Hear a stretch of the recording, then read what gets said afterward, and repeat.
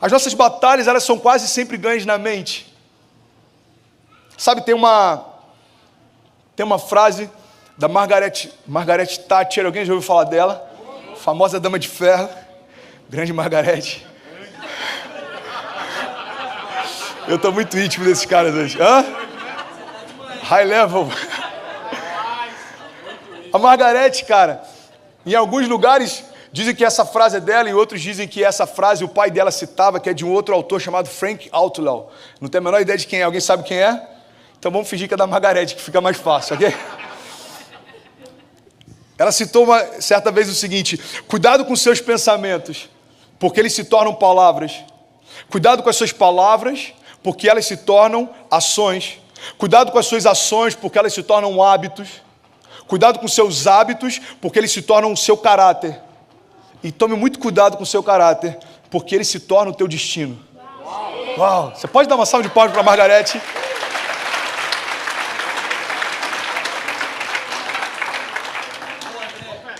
Pastor, que incrível isso. É maravilhoso. Agora, a Bíblia já fala disso há séculos atrás. Está lá em Provérbios 23:7. Assim como você vê e assim como você pensa na sua alma, assim você é. Assim como você se enxerga, assim você é. E tem alguém que está se enxergando como o maior investidor do reino de Deus aqui em Orlando. Como alguém que faz parte do melhor casamento que a sua família já viu, já experimentou. Então, assim como você se vê, assim você é.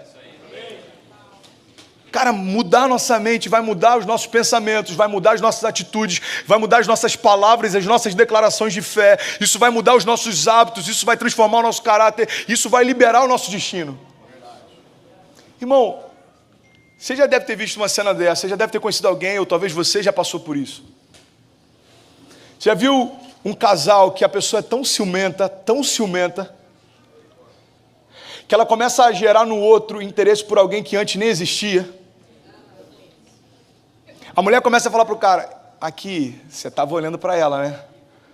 Aí ele fala: eu estava olhando para quem, amor? Eu estava jogando Candy Crush. Aí chega no dia seguinte: aqui, ela estava olhando diferente para você. Aí no dia seguinte: olha, ela sempre que você chega muda. Aí daqui a pouco o cara começa a pensar assim: será que é mesmo? Aí daqui a pouco ele começa a acreditar naquilo, e daqui a pouco ele fala: eu sempre soube. Não, irmã, isso não existia, você que criou. Você sabe por quê? Porque os seus pensamentos geraram palavras, as suas palavras transformaram a realidade ao teu redor. Entenda isso em nome de Jesus. Alguém que está em crise, ele consegue pela imaginação já se imaginar falido. Por que alguém tira a própria vida? Porque na sua imaginação, ele já imagina que o futuro é pior do que ele desistir de viver. Alguém que está em crise no casamento, ele já se imagina solteiro. E aí quando ele vai perceber, se divorciar já não é algo que assusta tanto. Porque na mente dele já é uma realidade faz tempo. Você está comigo? A grande questão é que quando a gente não blinda a nossa mente para as sugestões do inferno, aquilo começa a tomar espaço, até que aquilo que incomodava no início não incomoda mais. E quando a gente menos percebe, aquilo já se tornou uma realidade. Por quê? Porque um dia você deixou que uma semente entrasse e agora ela já frutificou, irmão. O que Deus está falando para a gente é o seguinte: olha, sobre todas as coisas que você deve guardar, guarda o teu coração, porque dele flui as fontes de vida. Deus está falando: guarda a tua mente. Não deixe nenhuma sugestão do inferno entrar. Você sabe como que o diabo trabalha através de pensamentos homossexuais? É justamente através de sugestões. Eu lidei com um jovem, eu e a Kezinha, há alguns anos atrás. Hoje ele é uma referência para falar sobre isso. Ele foi para uma escola de sexualidade, Deus levantou ele, ele ministra no Brasil todo. Mas ele sofreu um abuso dentro de casa, de alguém próximo da família. E na mente dele, o diabo começou a soprar uma sugestão: ei, você sabe que é o que você quer para você. Ei, você sabe que você é diferente. Ei, você sabe que você... E ele começou a aceitar essas sugestões. Irmão, entenda uma coisa: quando a serpente induziu Eva a pecar e Adão, ela não fez por eles o que só eles poderiam fazer. Ela só sugeriu que seria bom. O diabo não tem como anular a verdade da cruz. Entenda isso.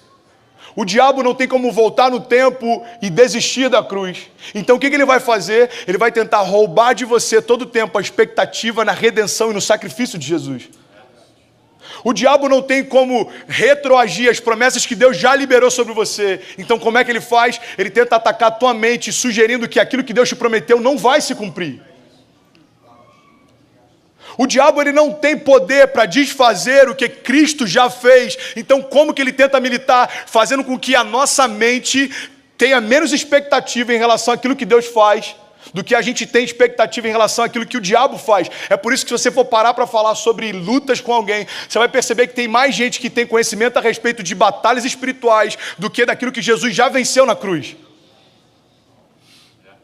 A gente vive uma batalha o tempo inteiro. Eu preguei algumas semanas atrás, assim que eu luto as minhas guerras, e uma das coisas que eu mais frisei foi: irmão, não se preocupe, a sua batalha já foi vencida. Não tem a ver com o que você vai enfrentar, tem a ver com o que Jesus já enfrentou. Quando o adversário tentar sugerir alguma coisa para você, mostra para ele aquilo que Jesus já colocou sobre a cruz. A Bíblia diz que Jesus fez deles um espetáculo público, triunfando sobre eles na cruz. Todas as potestades, todos os principados, quando olhavam para Jesus na cruz, estava sobre ele toda a nossa escrita de dívida. A Bíblia diz que aquele que não cometeu pecado se fez pecado por nós, para que nós fôssemos feitos justiça de Deus. Entenda uma coisa em nome de Jesus. A graça fala a respeito daquilo que Cristo já liberou. Mas a gente só consegue tocar nisso pela fé.